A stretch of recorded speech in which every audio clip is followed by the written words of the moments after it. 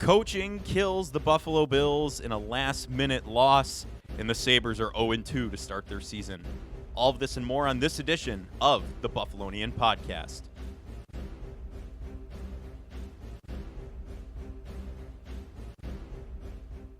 All right, let's go.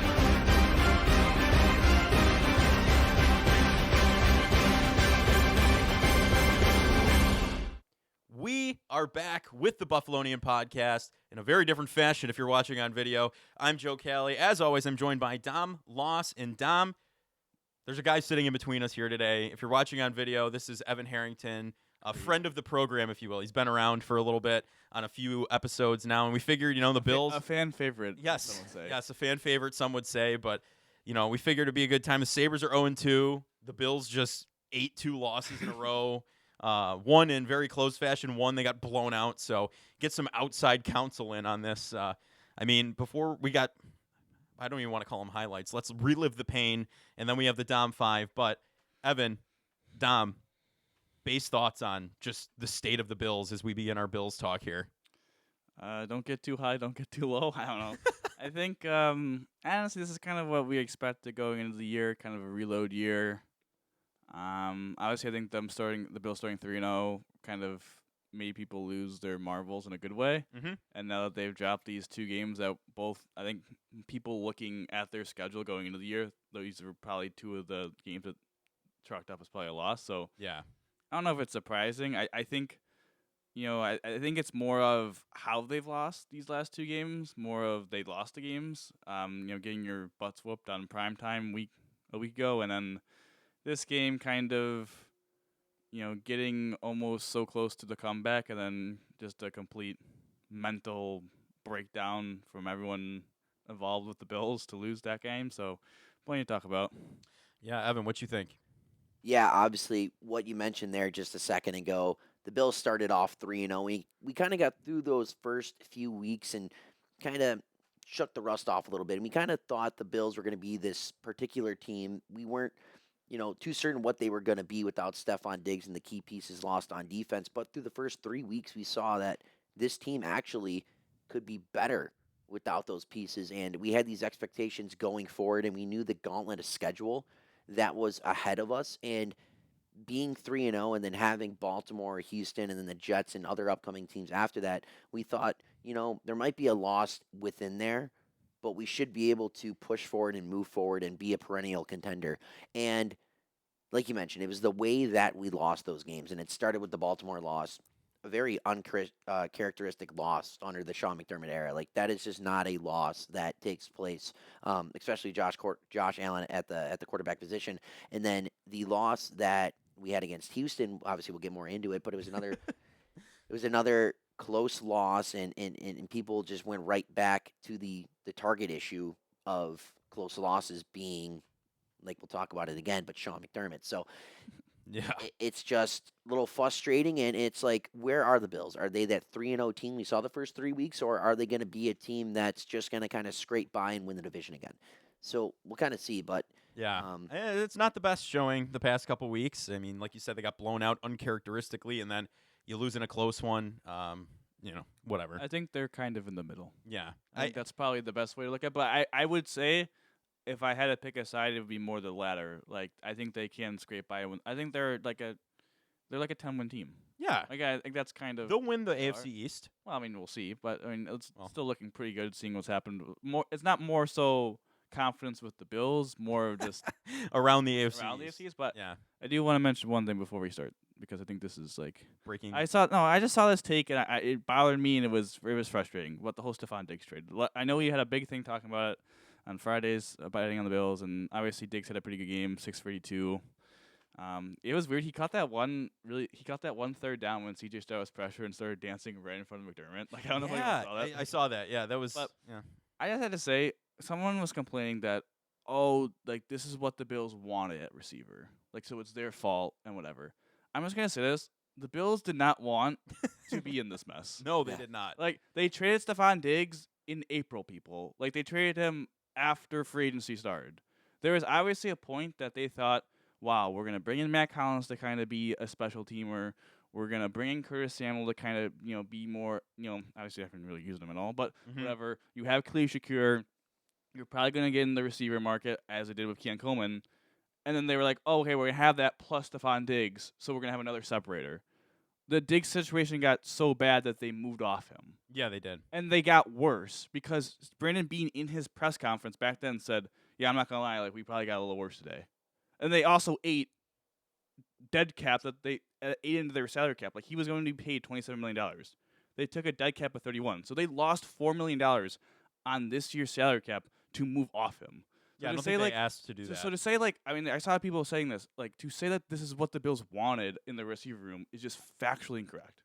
Yeah, that's. I don't know if you guys have a take about that, but like that, we could talk about whether or not they need to make a move or not. But to say that this is what the Bills wanted for the receiver room, like they don't. I don't think they envisioned back in March that they were gonna have Matt Collins, trying to catch deep bombs and Josh Allen. I don't think that was kind of the vision. But Yeah.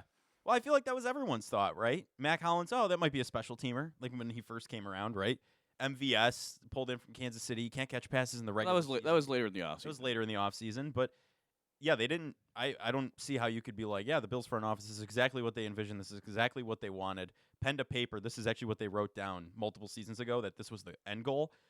That's just not true. I think that's egregious to say. Yeah, and then like continuing that point, Curtis Samuel. I mean, I can probably vouch for everyone here. That was probably the most exciting piece of this wide receiver core, bringing him in. Mm-hmm. Obviously, he got that 3-year contract. We know what he's getting paid. We know what he's done in past with subpar quarterback play, and we knew what he was going to potentially come here and do with Josh Allen, and that's really, I think, been the most disappointing part of this wide receiver core so far this season. It hasn't been Matt Collins. It hasn't been MVS. It hasn't been the not true receiver one. It's been like Curtis Samuel. And once again, the Bills front office, they envisioned Samuel as a certain player. They didn't envision him being this gadget player. I'm sure the Yeah.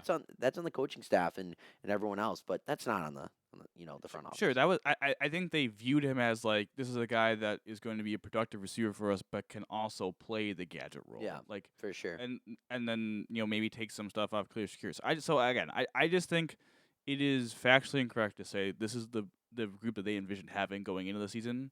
They had obviously they made the Stephon Diggs trade. They tried to add MVS, but they're cap strapped. They're cap strapped. So we could talk about what they could do, but obviously we want to get into the game and you got some highlights. So.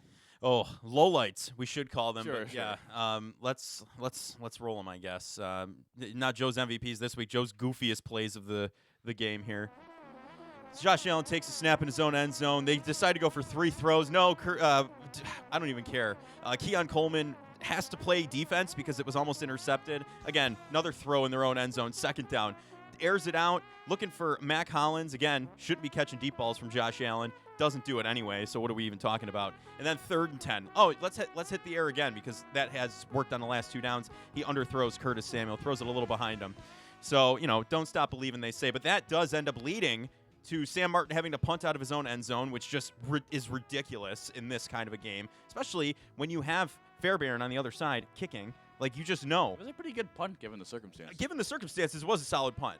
But then, let's play soft coverage here. Let them cut into field goal range a little bit here, a couple yards, and that's exactly what they do. They get right to the target line, and the game is absolutely iced out from there. Everyone's clenching. The hats are in the freezer. I don't even know, but, you thought it might miss, and then it hooks right back in, and the Texans win the game there. But very unfortunate. So, yeah, low lights, if you will, but then you see Joe's goofiest plays of the week. That's what that is. And what a fold on coaching. I mean, you look in that situation, I don't care whose call it was.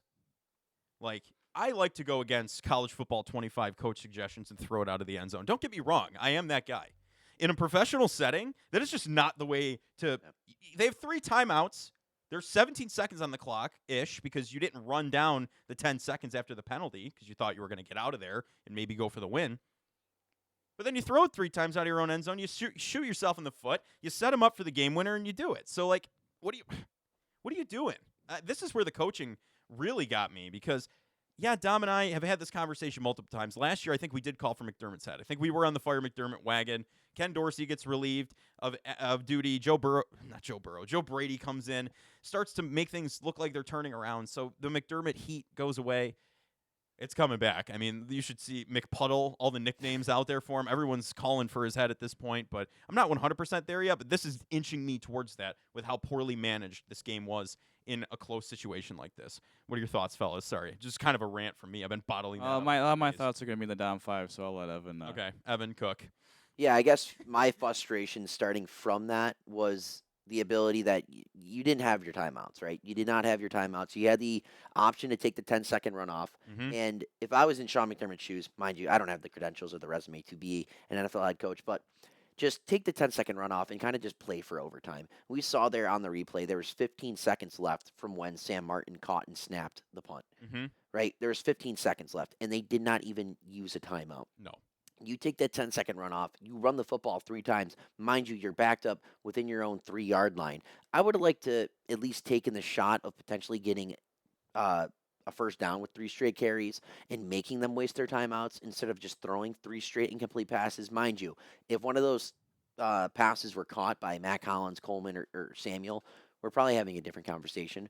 But at the same time, it's when you're backed up that far and you have 0 timeouts and you were down 17, you came back 17, tied the game up. Your defense has not given up a second half point. You've gotten 3 straight turnovers in the second half.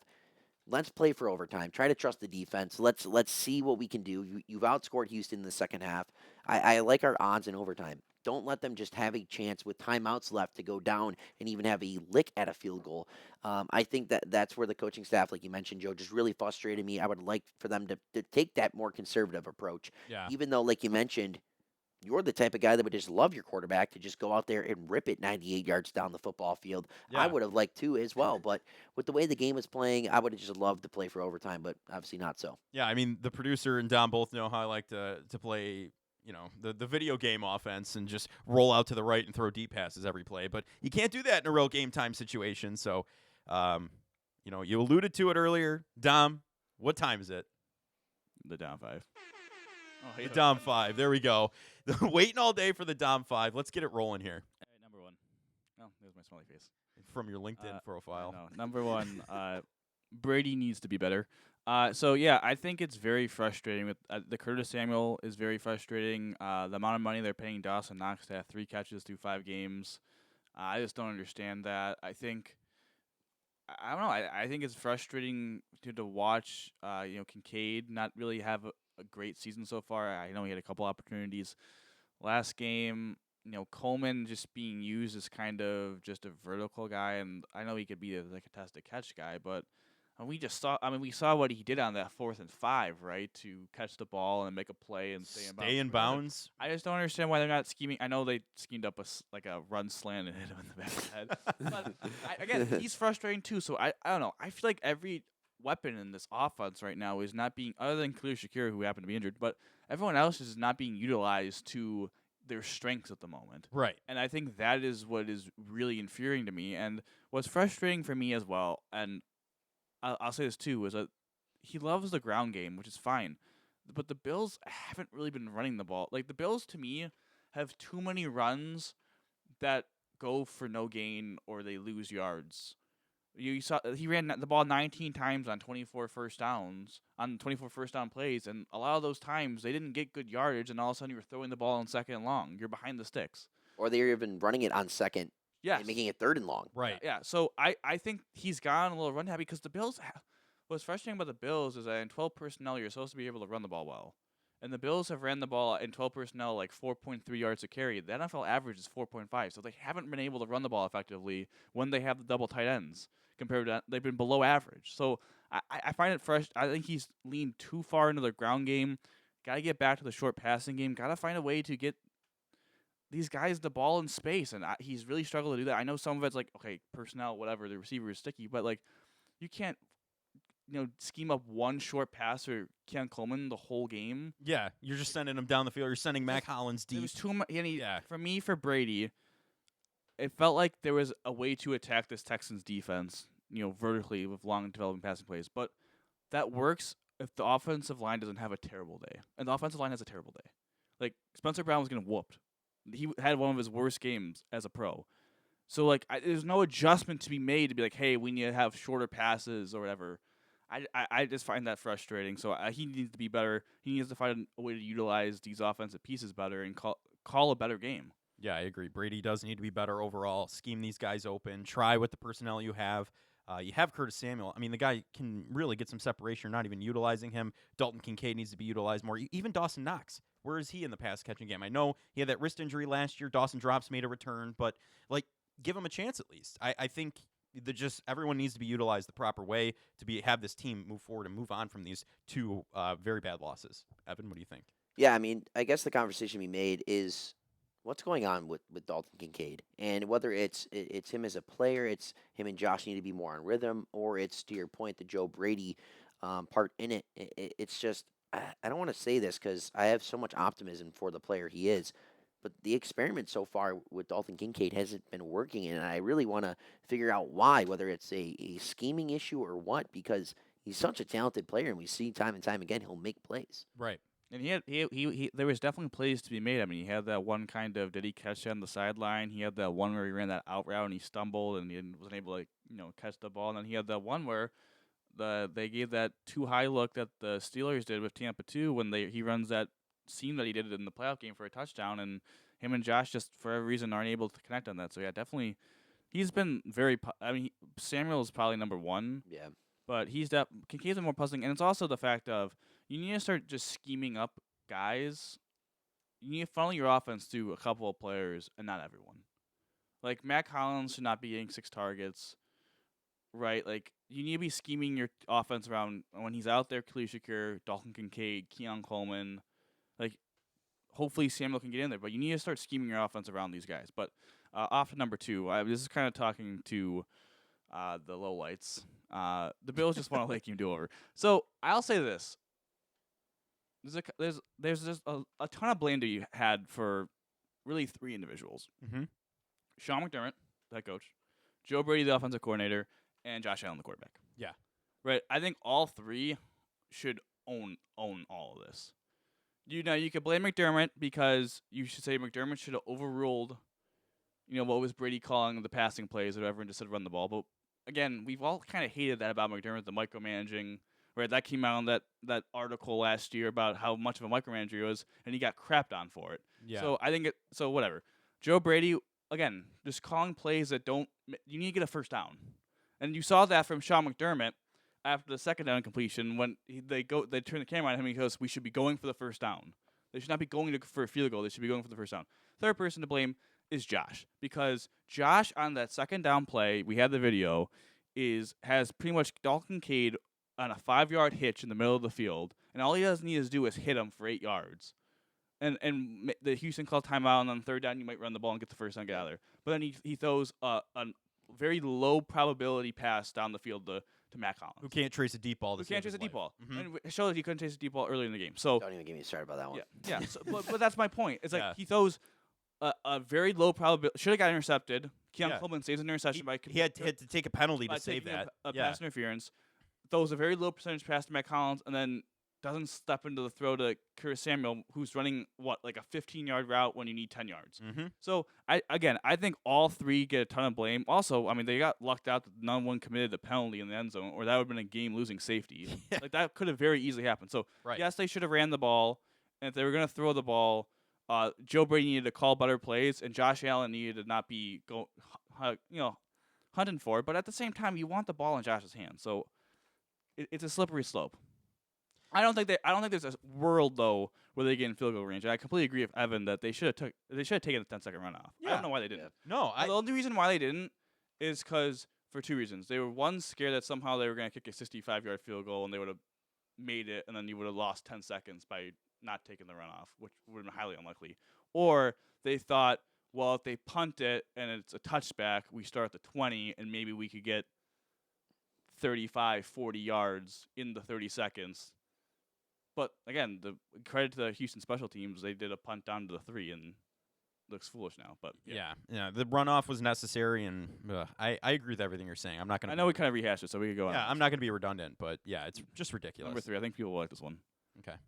What the hell, Josh? Yeah, that's one way to put it. So, again, we could be blaming the weapons. We could be blaming Joe Brady. We could be blaming Sean McDermott. I think the person that deserves the most blame for the loss is Josh Allen.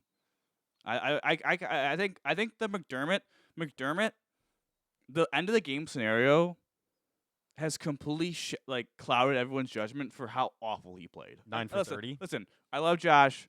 We all love Josh. There's some people defending him. I was like, guys, he went 9 for 30. At some point, I'm sorry. We give you okay, Matt Collins, okay, it was he should have had a better completion percentage, but at the end of the day, he was bad. Guys. That was the lowest in. He was terrible. Yeah, 30 years or something. They said. I mean, that was ridiculous for someone who attempted over 30 passes. Yes, for 30 passes. Yeah, lowest of Josh's career too. Was terrible. Terrible. I mean, yeah. Again, 30% completion is just terrible. He's lucky he didn't get it. This is why interceptions don't mean jack, because he should have thrown multiple. Yeah. I mean, he should have thrown one at the end of the game that should have cost him the game. Again, he has Dalton Kincaid for a touchdown, underthrows him, should have been intercepted, and then follows it up by I don't even know what he was doing. I'm sorry. That was the most oh my god. I don't know how that guy dropped that ball. Stephon Diggs was right though. C.J. Stroud just has a catchable ball. Josh Allen doesn't, because for some reason that linebacker just dropped that ball. Mm-hmm. But he also plays defense though too. But again, I love Josh. But he has a hand to what happened at the end of the game. He was terrible throughout the game. I know some of that scheme, some of that's whatever. He was just bad. And I feel bad because the defense really stepped up, and it felt like they played a phenomenal second half. They played a phenomenal second half, and they really deserved to win. And the offense, other than one drive with the James Cook touchdown, one big play for Keon Coleman, really let them down. And they had an opportunity at 20-17 when they got the ball back. I know the first play was Mitch or whatever, but to only kick a field goal and not really even threaten to score a touchdown when you're still at the 15-yard line is just pathetic. Yeah, it is. It's absolutely pathetic. Well, I think a lot of that falls on Josh. Yeah, and I will say Josh Allen was seeing 22 defenders on the field by that point towards the end of the game after he went out completely. He was seeing double. But that doesn't excuse it. I mean, we'll probably talk about that at another point, so I'll save that point. But yeah, it is on him. 9 for 30? Are you kidding me? That's ridiculous. That's insane. And yeah, a lot were low percentage throws he was throwing. He wasn't looking for the open man. He was trying to win it in one throw. And that's the not turnover hungry Josh Allen. That's just sugar high Josh Allen that you see trying to win it in one play. But I mean, yeah, we can move on. Evan, do you want to add anything to that? Yeah, just continuing the point was that once again, we knew Josh could have had a better day, whether it was, for a few more drops becoming catches. But at the end of the day, like you guys mentioned, he went 9 of 30, and he simply did not have a good game. Just hearing 9 for 30 just makes me laugh. It honestly felt like a 2018, 2019 Josh Allen game, where he made flashes. We saw flashes of what Josh Allen could be, and we're like, oh man, he can do this, he can do that, but there's still more. Well, that's 7 years later. Yeah. And now here we are. It's like, Josh, we know what you can do, man. Don't go back 7 years earlier. And once again, it was just one of those frustrating games that we've never really seen out of Josh in a long time. And it's just going to have to become something that's not too ordinary. Mm-hmm. Yeah, it definitely has to learn from it. But on to number 4. I thought this is a massive bright spot. The Bernard-Williams duo steps up. I think Dorian Williams has been massive for this defense, especially because he's going to continue to be massive because Matt Milano's probably out another 2 months. But his ability in the run game on those run blitzes to really be violent downhill, I think, has been huge for their run defense. And, yeah, having Terrell Bernard, I mean, obviously he had the big play on 4th down, jumping over the pile like Troy Polamalu to get the big stop there. And then, obviously, the interception was just sick.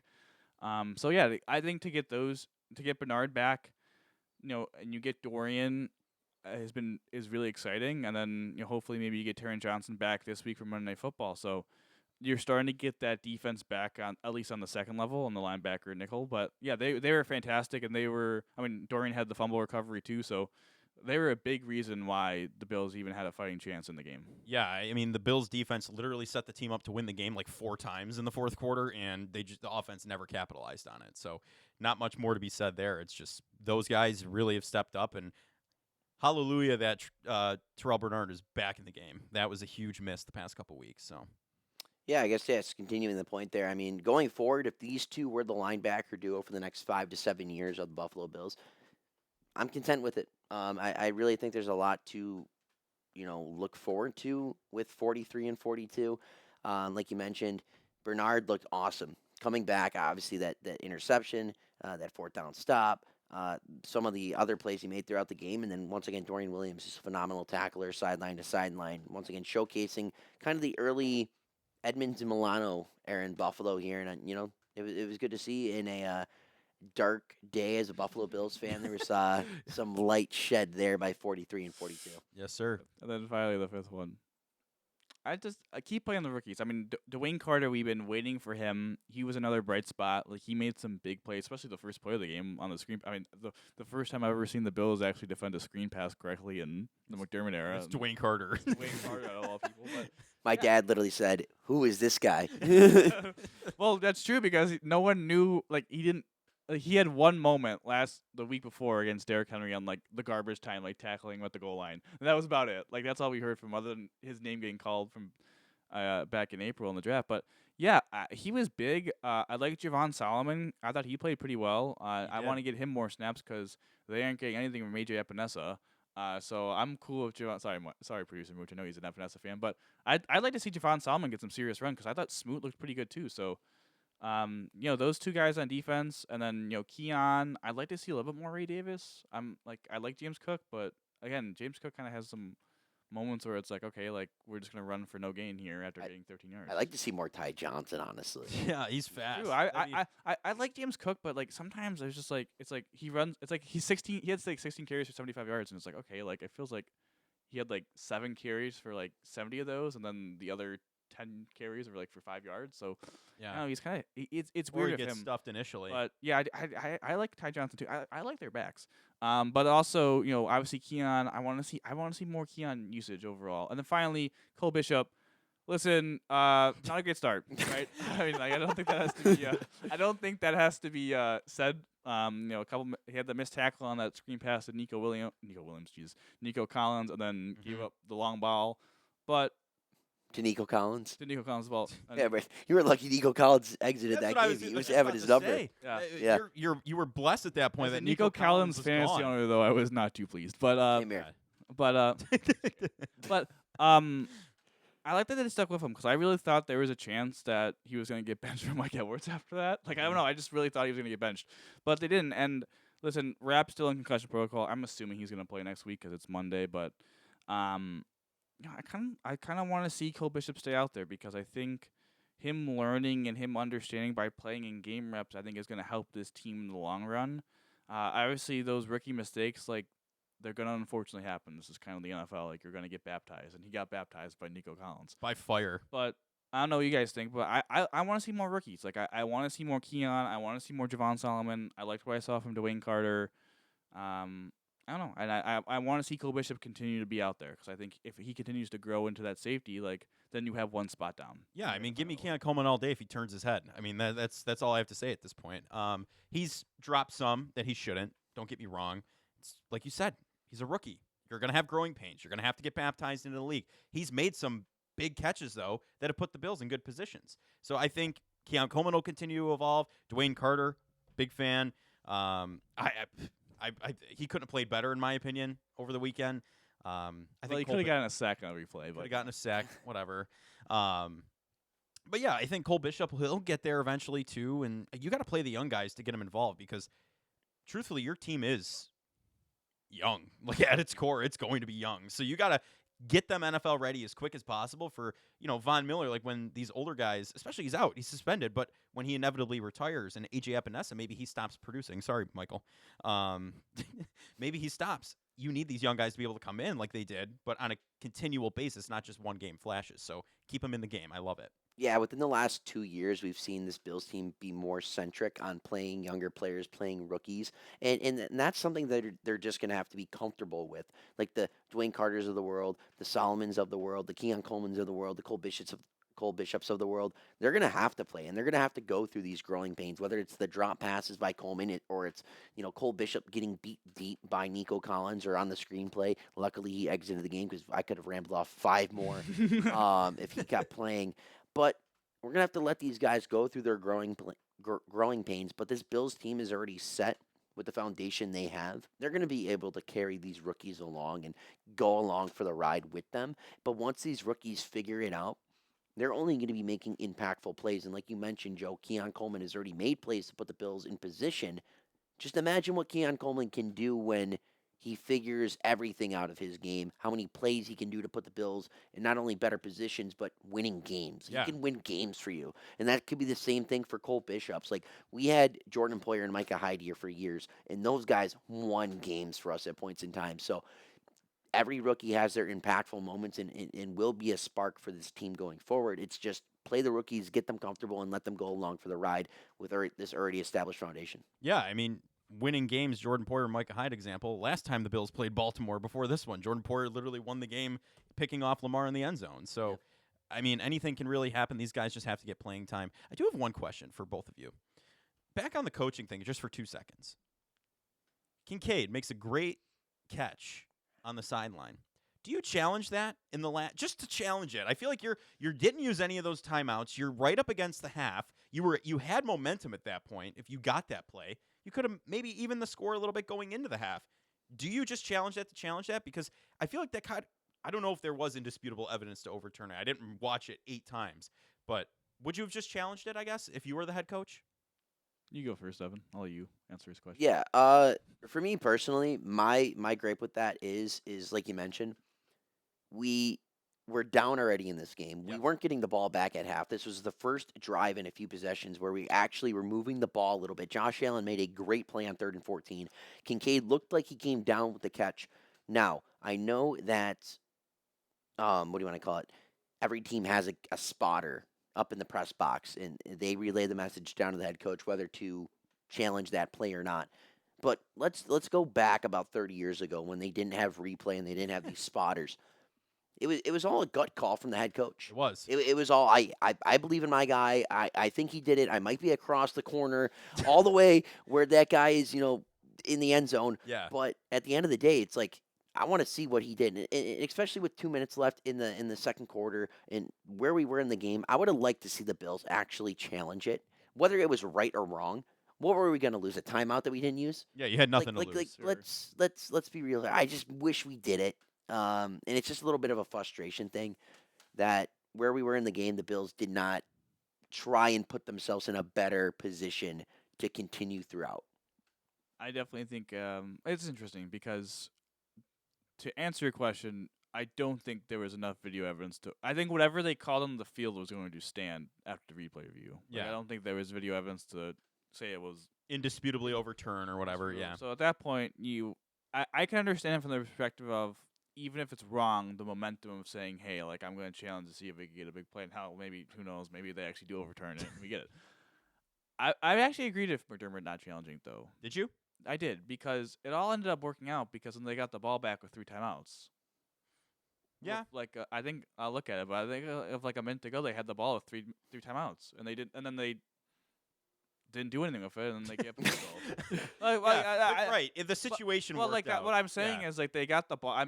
I gotta look it up because I don't want to make myself sound like an idiot, but like I'm pretty sure they got the ball straight back after that, and yeah, it was incomplete to Kincaid, and then they punted with 2:42 to go, and then Houston went 3 and out, and the Bills got the ball with 1:02 and went 3 and out from there. They had the ball with 1:02, 3 timeouts.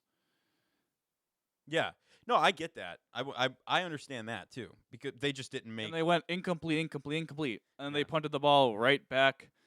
Hey, it sounds exactly like the end of the game. Yeah, and they punted the ball right back to Robert Woods, who then had a big time return to get them into midfield, and then they got a field goal and went up 20-3. So that literally sounds exact. At least the Bills know how to end each half. The only difference. It does actually sound. But my point with the timeout is that I'm okay if I'm not challenging it because it worked out because they might not have. They probably were going to lose that challenge. And yeah, you can say okay, they had a minute and 2 and 2 timeouts. Mm-hmm. But like having a minute and 2 and 3 timeouts at your own 28, like with Josh Allen, you should feel like okay, we could go 72 yards in 60 seconds. At least kick a field goal. They went 3 and out after that. So again, I think for me, anything you say about like maybe again, people were complaining, they need to be better on 3rd and long on defense. They gave up too many 3rd and longs. Weird. Absolutely true. Absolutely factual. And they gave up some big punt returns. Okay, true. Absolutely factual. And yeah, they mismanaged that. It doesn't matter because their offense just strictly did not give them a chance to win the game. Like, Yeah. like it's just, and that's the truth. If their offense shows up, they're 4-1. Like in any fashion. They could have showed up with like Josh minute went left. 9-30, and that Josh went 9-30, and they had the ball with 28 seconds to potentially go to overtime. Mhm. Like, What does that say about the Texans? I don't care about the Does Texans. it say anything? We don't care about the Texans. We're only here to No? talk about the Bills. Okay? Like, if their offense just shows up, we don't care about we don't care about Sean McDermott not challenging. No. Or, oh my God, they ran 3. Who cares? Their offense did not show up. Yeah, people They fixate. cost them the game. People fixate on those things to get around the offense not showing up. You're right. The baseline thing is Josh Allen went 9 for 30. The receivers had butterfingers for hands, and they couldn't. And catch Joe Brady anything. couldn't call a good game. Yeah. Like, boys, they had the ball down 20-17 with like 4 minutes to go. Right. So is this the same argument? With Right. 4.5 to go, they had the ball at the Houston 15. They go, okay, we'll do Alec Anderson for the 15th time in the game for no gain. Incomplete pass. Yes. I'm gonna. And all those were that was a back shoulder cook. No chance that was going down. Mm-hmm. Like, I don't know what to say. But to make it worse too, they wasted a timeout in that series. When like, if you're gonna call a timeout, you know what? Maybe we should call a timeout before first down to get Josh in to take Mitch out, so we're not gonna run the ball. Yeah. Like, I'm sorry. Like that could be an actual like thing to be. That's mad about. another McDermott thing. That is. Now I will say that I will say they could not have probably known that Josh was going into pass concussion protocol because he looked knocked out. Yeah. Like, that's actually Didn't look knocked out. That guy was unconscious on the ground the way he went down. But And I had someone tell me, they were like, "Oh, I watched the all-22 angle and it looked like he was good." I'm like, "Oh yeah, you watched the press box angle wide and you saw one guy on the field that looked completely good." It's like, yeah, that went numb. Like, no. yeah. But again, I think that's my biggest frustration is that whatever the defense, they gave up some long conversions. They gave up the big play to Nico Collins. But they battled for 60 minutes and put this offense in a position to win, put Josh Allen in a position to win the game. Multiple times. And the fact is, Josh Allen and this offense did not come through. Mm-hmm. And Josh had some major fault to that. Like, and that sounds mean to say, but it's just true. Like, if their offense is like operates at D level, they win. Yeah, they were They just were not F operating. all game. Yeah. They had, and also, I think it's funny too, and I'm not even defending McDermott that much. Like, I'm really mad at him too. Him going for it on 4th and 5 when their offense was doing Ballsy. absolutely nothing was incredibly big bold. Yeah. yeah, Like, that was. I that was couldn't pretty believe good. he was actually Yeah. going for that. Yeah, that was like South Park microwave balls. You know what I'm talking about? You ever seen that episode? But here's just baseline. The 90s Super Bowl debate. Scott Norwood didn't lose that game for the Bills. The Bills lost that game for the Bills he should never have been in that position. Is that to say that McDermott in the bad play calling should never have been in that position? The Bills offense should have just won the game. Like, is that the same kind of argument we have here? Do you understand what I'm saying? Sure. Because like that's the whole Scott Norwood debate is like he should never have been in that I position. think that's in a the bad first place. example though, because the Bills got heavily outcoached in the Super Bowl. Well, they did. I mean, But I'm just I trying to relate. I would agree. I would say this: if the Bills score a touchdown on that drive to go up 24-20, I think they win the game. Right, and they Yeah. really needed one more. They did need one drive for their offense, and their offense just refused to give it to them. Mhm. And that's very upsetting, and that's very frustrating. Like, heck, even the field goal drive, in the first field goal drive, that was a 10-play, 29-yard drive. Like, that wasn't like, oh my God, they marched down the field and kicked the field goal. No, they punted short. Covington makes a great diving catch, and they got the ball at midfield, and they didn't take advantage of it. They scored 3 points. Yeah. Like, and so that, like, I think that's also, I totally thought Tyler Bass was going to miss the 3-yard field goal to tie the game. I don't know. It would have been storybook. If that it would have happened. been like so typical. But Yeah. again, I think that's like my biggest takeaway is, yeah, okay, the coaching wasn't good overall, and we could really blame the coaching, and they have a lot of blame. The biggest blame by far, though, is just to complete on the offense, and that also involves coaching because they didn't coach well. So Mhm. I don't know, man. Hopefully they move on. I do have to say, I want to do one question because there's 3 of us here, and I think this is going to be interesting with how the NFL works before we go to the Sabres, because I think I have one. Well, there's a lot to talk about with the Sabres. I have one thing to ask. Yeah. There's 4 players. You keep 2 long term, you lose 2. Okay. Ready? Khalil Shakur, James Cook, Christian Benford, Terrell Bernard. Keep 2, lose 2. Don't. I don't. We'll, You want, like, everyone can explain it after they say it. But So it's Khalil, Khalil, Benford. Benford, Cook, Bernard. Just say your answer and then we'll discuss. Khalil Bernard. As keeps. Keep. I go Khalil and Benford. What do you have? I had the same as Joe. That's interesting. So Benford. I'm surprised that all of us kept. Okay, before we talk about all of us did keep Shakir. Okay, well, there's 2 things that all of us did. All of us got James Cook, and all of us kept Shakir. So I guess it kind of go down to you pick one offense, one defense. Like I don't think they're gonna pick both. They're not going to stay on one side. I mean, heck, maybe they could keep all 4, but I just think. So I guess let's first talk why we decided to all keep Khalil and cut James Cook. More upside with the offense, I think, than James Cook. No offense to James Cook. I think he's great, but you see the flaws with James Cook, and they're not remedying themselves. You see the drops. You see he's not a power back who's going to blow through the line of scrimmage, right?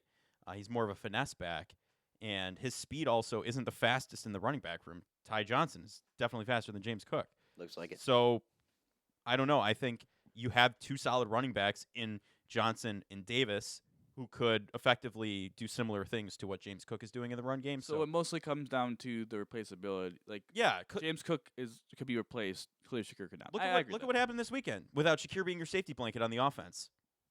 100%. They sucked. Well, I agree with you. Yeah. So it was just that's where I'm at. Khalil Shakir makes a bigger impact. And also Khalil Shakir is kind of in that leadership council. Kind of seems like he's kind of the council. A veteran. The Jedi Council. Yeah. What is it? Just Josh, Bernard, and then Benford. Yes. Or sorry, Khalil. Mm-hmm. Yeah. Khalil. All right, so that was okay. Then the defense we disagree on here. One, obviously, Evan, you kept Benford. We kind of kept Bernard. Yeah. So I guess we'll let you go first. You'll explain yourself. Kind of like. Yeah, so explain why you're wrong. I was actually teeter-tottering. My first player I wanted to keep was Christian Benford. Okay, so so you had him listed 1. Yes, he was my one. Really, I would have had Bernard 1, Clear 2. And the reason why I have Christian Benford at 1 is because what he's been able to do throughout his growth over the last couple of seasons. I really do think Christian Benford can be a number 1 corner on your team. I really do think so. Now, is he going to be Sauce Gardner, prime Jalen Ramsey level corner, Pat Surtain? Probably not. Maybe he'll give you a season of that. But when it comes to Christian Benford, I think he's shown that he's not only deserving of a second contract, but he's deserving to be paid as a top-end corner in this league. And he can do it all. He's a phenomenal tackler. He can play the second level. He understands his zone. He can cover you in man. He's very grabby hands. He's very technical without getting penalized for it. The anti-Clyde. Yes. He was drafted in the same draft later. And I don't think you find a lot of corners like that. I really don't. And having a corner in today's modern NFL as good as Benford, I think is really pivotal. But over to the point of Bernard, and the reason why I have Bernard maybe 2, I just wanted to go 1 offense, 1 defense, is the fact that we saw what our defense was like without him, and we saw what it was like with him back in the lineup. Mm-hmm. We know that you need 43 on the field, captain. Being the captain of your defense, you do need him on the field. I just think that if we did not have a Christian Benford covering top end receivers, you would see like just these dominant receivers taking over games on us like that. I think it's a great point on your end. Benford was the toughest cut. I will say, I think for me, the reason why I went Bernard over Benford is because I think they're going to eventually in the next season or 2 move on from Matt Milano. I think you have to injury. You have to, you sadly. kind of have to, sadly. It's kind of, and so I think making sure that you have a veteran in the room. Obviously, he's the captain of their defense. He's well respected, and he's a big-time playmaker in the middle of that defense. You have Dorian Williams also. Yeah, but Dorian Williams, to me, isn't like the all-around linebacker, right? Dorian Williams is kind of like, hey, see ball, get ball. Like, Bernard's kind of like, you saw with the interception, like, he took the one guy and then had his instincts like, oh, they're trying to take me out because they have this backdoor in with Stephon Diggs. I'm going to jump that route. And he jumped it, right? I think having Benford in the middle of your defense, Bernard, I think helps stabilize your defense. And I think losing Benford would be really bad. I'm not going to defend that because, like, he's a fantastic player and, like, all the analysts love him. but I also think that they could kind of figure out a way to be. I just trust Sean McDermott. As Yeah. that's the ultimate. He's the DB guru. He's a DB guru. Yes. Like Christian Benford was a 6th round pick. I'm not saying they're going to hit on a guy like Christian Benford again, but like you see Dane Jackson be solid, you see Levi Wallace be solid, and like look at those guys about him. Like Taron Johnson, Cam Lewis, bringing Rasul Douglas. You can say he almost had a resurgence in his career. sure, Yeah. and then that's where I'm kind of like what? Yeah. So I it's tough. My last thing before we go on the Sabres, I know we're running along. They obviously already signed this guy to the extension, Spencer Brown. If you could have kept 3, would you have kept Spencer Brown? No. Over so like you cut Bernard. So say would you have spent Spencer Brown or Terrell Bernard?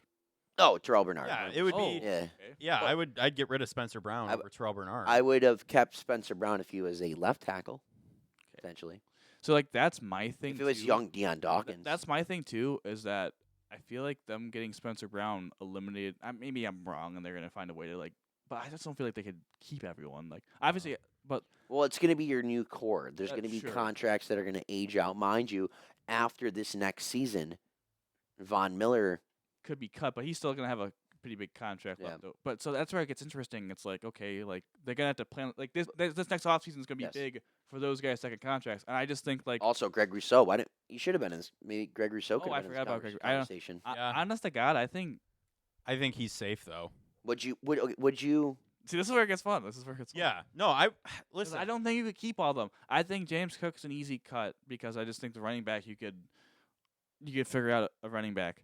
Benford's just a tough cut, but I also think Benford, just honest to God, may price himself out. Like if he continues to Here- play well, I don't think they should spend $25 million on a corner because I think with McDermott, I guess maybe we move on from McDermott. Who knows? Yeah. That could happen Here's too. the conversation.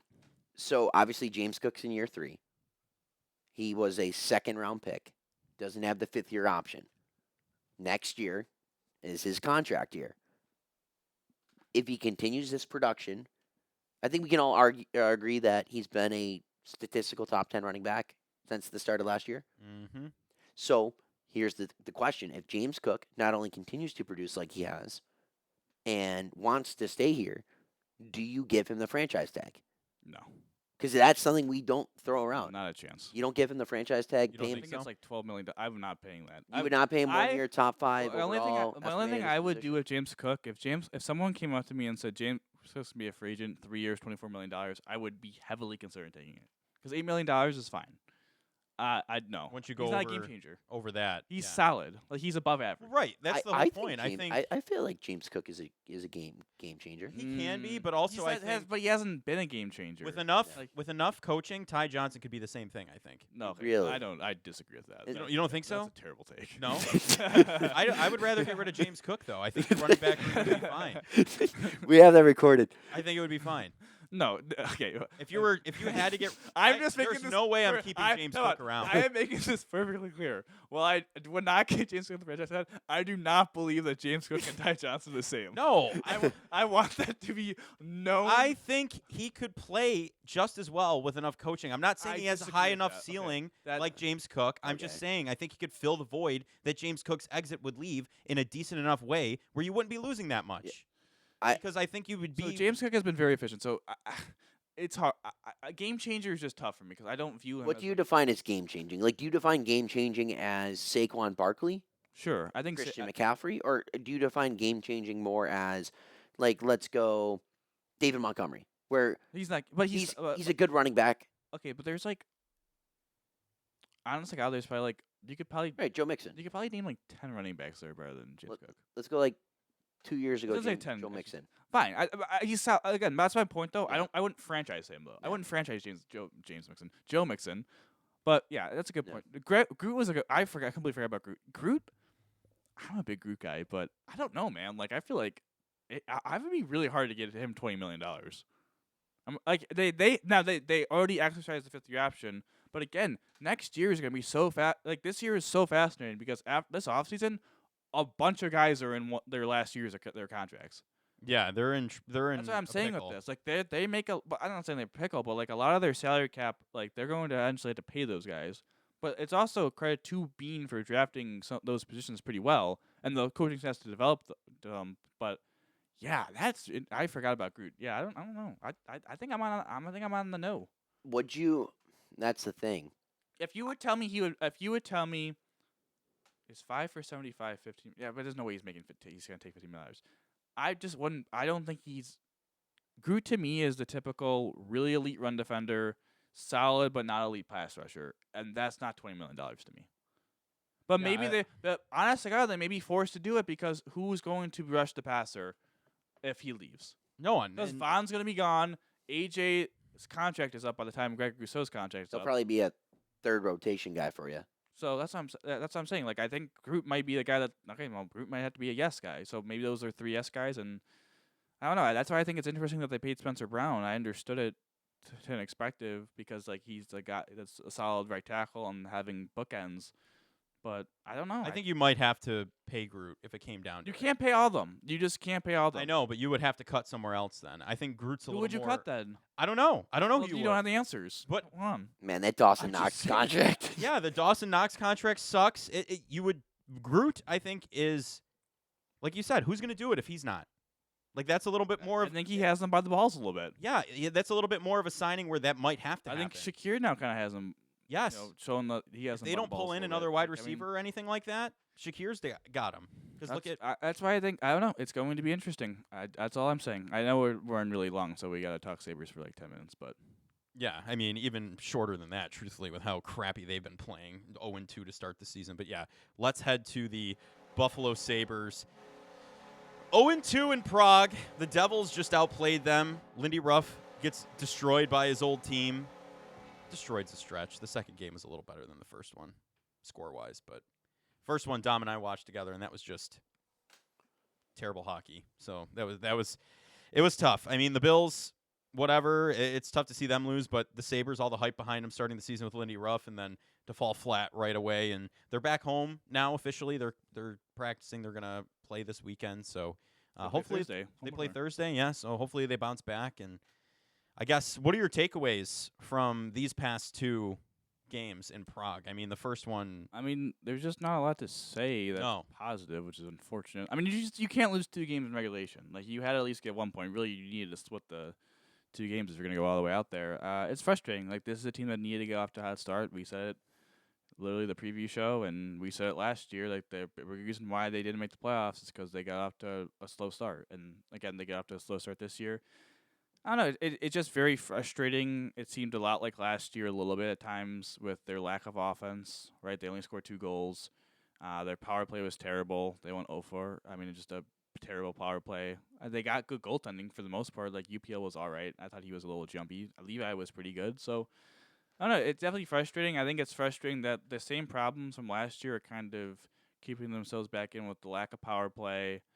They lose Paterka to the head injury. They lose Benson, and it's like, okay, like this is the problem with not using your salary cap for like legit forwards is that, and they also lost Kubal for like 3 to 6 weeks now too. Like they just weren't a team that was destined. Like you can't lose your top guys. They just couldn't afford to do that, and they've lost a couple of them now, and they don't have guys to replace that because they don't have the depth. And then finally, like the defense core, like, I mean, geez, how long did we have to be talking about like? Okay, Darlene and Power are really good. Bo and Byram actually looked pretty good the first 2 games. But Jesus, we're going to still have Matthias Samuelsson on the team in negative A. He sucks. Mm-hmm. It's the worst contract on the team. Like, without Jeff Skinner now, that is without a doubt. But he's only getting paid $3 million a year. That's true. That's true. Like It's still the worst contract on the I team know. at that Sucks. price. Like, the first goal was literally his fault. He threw it. He still can't make an entry pass. No. He So- passed it right to the Devils. It was No, ridiculous. he's terrible. It was bad. It was He's really so bad. Like You and I turned the game off to play college football. It was we bad. talk about how the Bills, quick re-signed, extended Dawson Knox early. The Sabres did the same thing with Matthias Samuelsson, and it was just a complete bump in their face. 65 games, no NHL Yeah. goals at the time. Yeah, terrible. And then Yoki Haru, oh my God, how many more times does this joker need to show us that he's terrible at hockey until the Buffalo Sabres management realized, actually, yeah, he's terrible at hockey. Like, he sucks. And they didn't upgrade that spot. And then we have, Clown Clifton, who's, like, it's whatever. He's a 6th defenseman. Like, I mean, that's just what it is. And he's overpaid. Like, they didn't upgrade a single thing on their defense.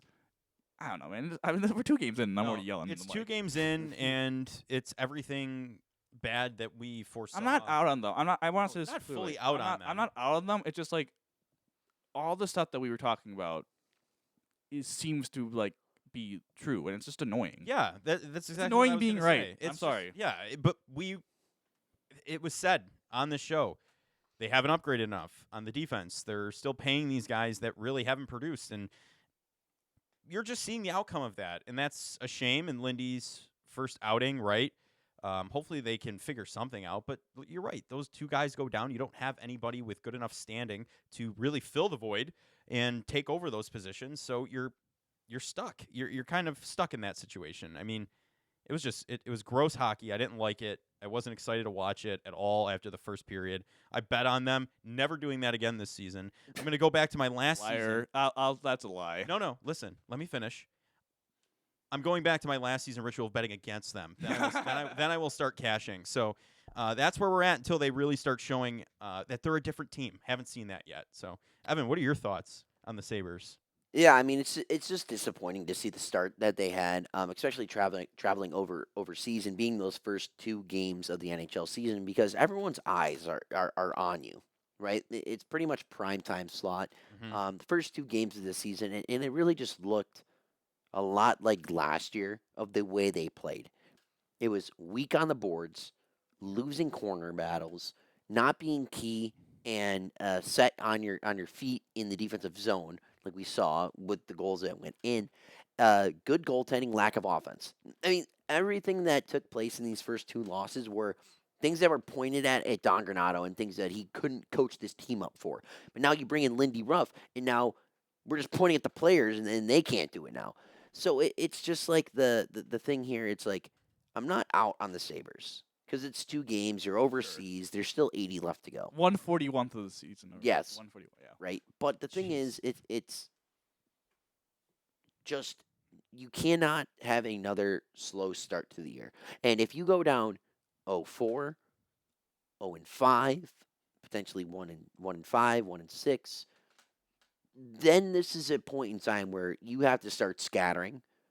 Kevin Adams may be looking for a new job because you just cannot have things like this happen. You cannot.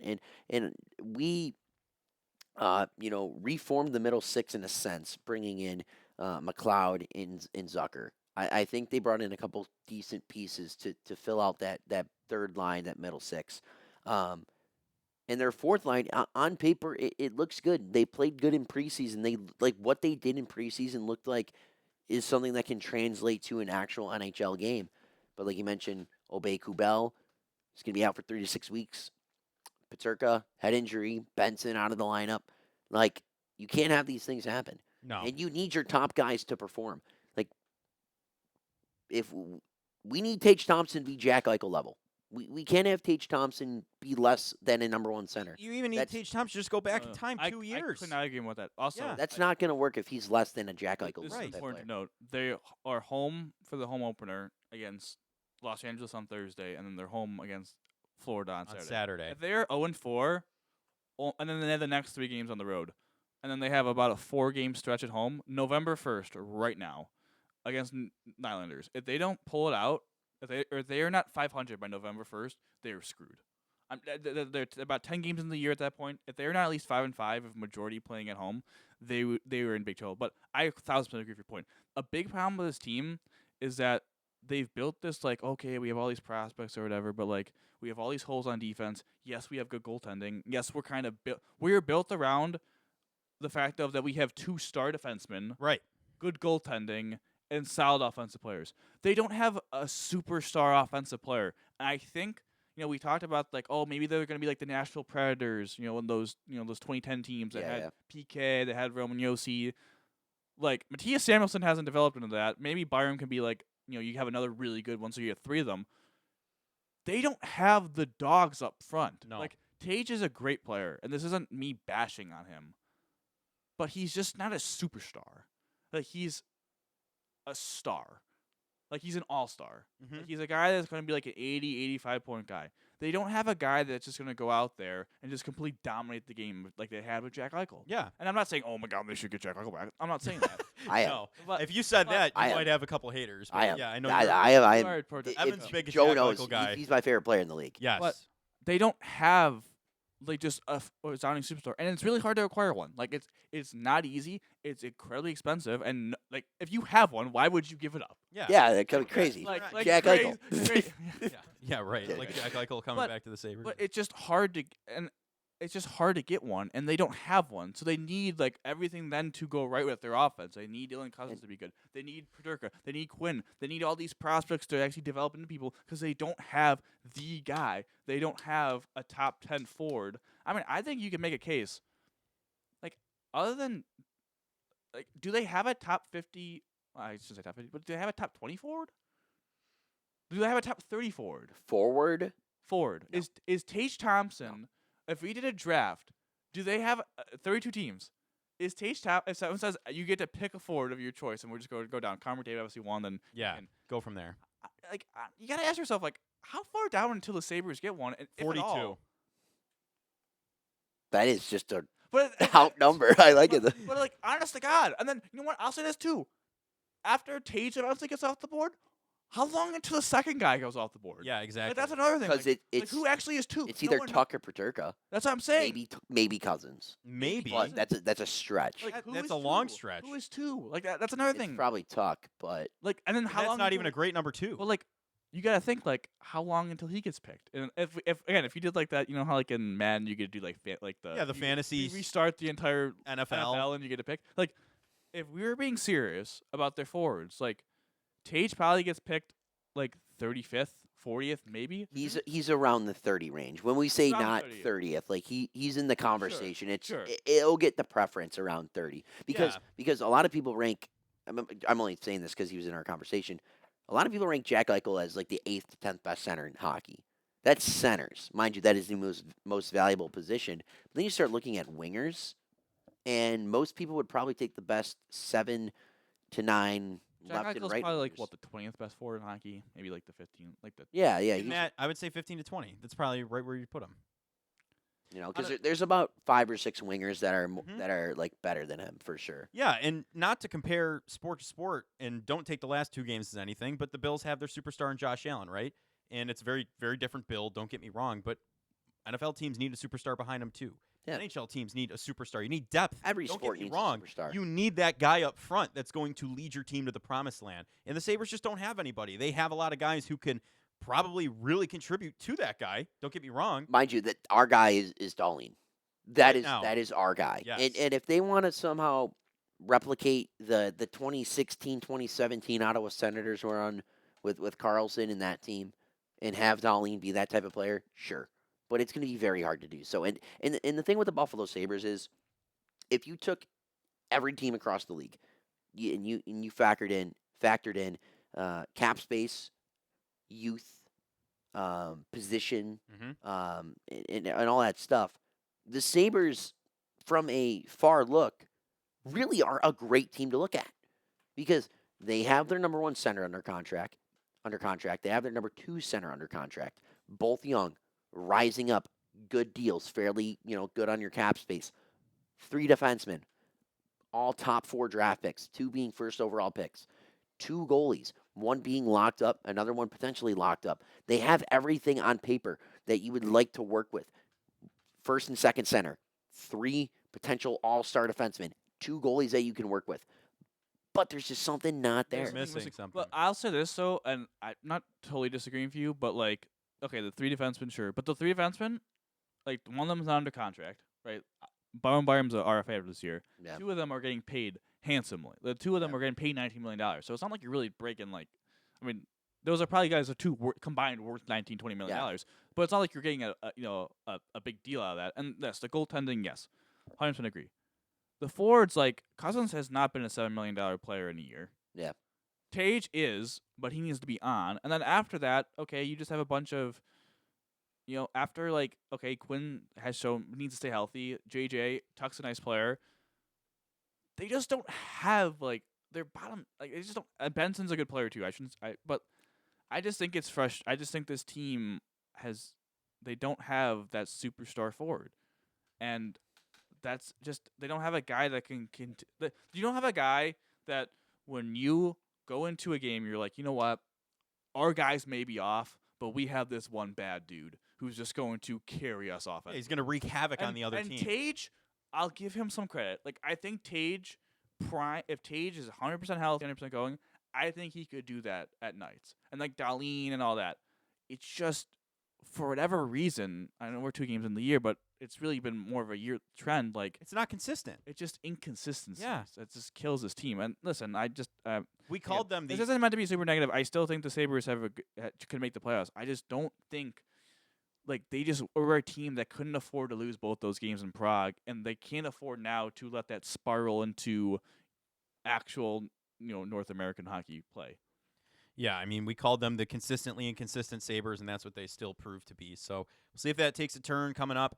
I think that's going to wrap up this edition. It's a long one. I might have dropped the hottest take, most crappy take I've ever dropped, so listen back for that. But Dom, that one. Yeah. That's Mooch, definitely a club. thank you very much for everything you do before, during, and after the show. Evan, thank you for joining us today. We'll get you back on soon. Yeah, thank you for having me on. Dom, how do we always end these, buddy? Go Bills, baby. Go Bills. Go Bills.